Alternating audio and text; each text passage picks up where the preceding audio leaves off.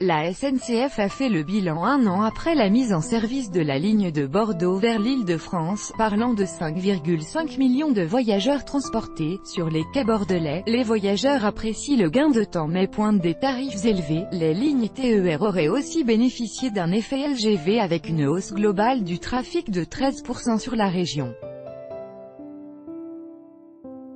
En un an, j'essaie de réserver le plus tôt possible quand je le peux et j'ai la carte week-end mais les tarifs ont augmenté, assure Valérie, 53 ans, qui emprunte la nouvelle ligne Bordeaux-Paris tous les 2 mois. Pour des raisons professionnelles, elle trouve les aménagements des nouvelles rames Océane simples mais confortables, soulignant que c'est la réduction spectaculaire du temps de parcours qui l'a séduite. Les usagers pointent des tarifs à la hausse depuis la mise en service de la ligne le 2 juillet 2017. Monsieur Boredon, 20 minutes à l'heure du bilan un an après la mise en service de la ligne à grande vitesse vers la capitale, la SNCF a expliqué qu'elle a conquis 18 millions de voyageurs entre l'Île-de-France et le Sud-Ouest, soit une hausse de trafic de 27%, et 5,5 millions de voyageurs entre Bordeaux et l'Île-de-France, soit une hausse de trafic de 70%. Un immense succès pour la directrice TGV Atlantique, Gwendoline Cazenave, mais ces chiffres ne prennent pas en compte l'impact de la grève intermittente sur le réseau SNCF ces derniers mois et s'en trouve un peu tronqué.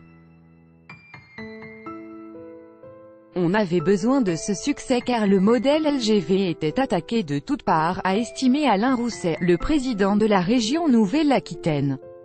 On a dit que c'était un train pour les cadres supérieurs alors que c'est un métro à l'échelle de la France. Une insatisfaction sur les prix. Christophe Lafay, 66 ans, s'apprête à reprendre le TGV pour Paris ce mercredi. Cet habitué, qui emprunte la ligne une fois par mois environ, est un peu déçu de l'aménagement des rames. Je trouve que c'est un peu moins bien qu'avant, il y a un peu moins d'espace au niveau de la seconde, mais j'imagine que c'est mieux en première. Il a hésité à faire cet aller-retour car il a dû prendre son billet au dernier moment et l'aller lui a coûté 79 €. Les tarifs augmentent beaucoup et je ne comprends pas pourquoi ils ne bradent pas les places les derniers jours. Pour ce premier anniversaire, Gwendoline Cazenave a pointé les efforts déployés sur le volet low-cost avec Ouigo, et des tarifs d'appel à 18 €. Un client sur 3 n'aurait pas voyagé sans cette nouvelle offre low-cost, affirme la SNCF.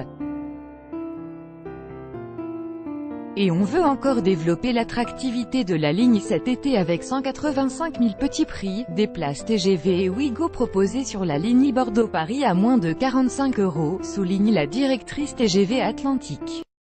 Un effet LGV pour les lignes TER.